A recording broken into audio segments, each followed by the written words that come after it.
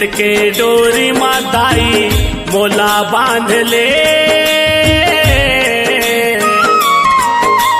माया प्रीत के डोरी माताई मोला बांध ले।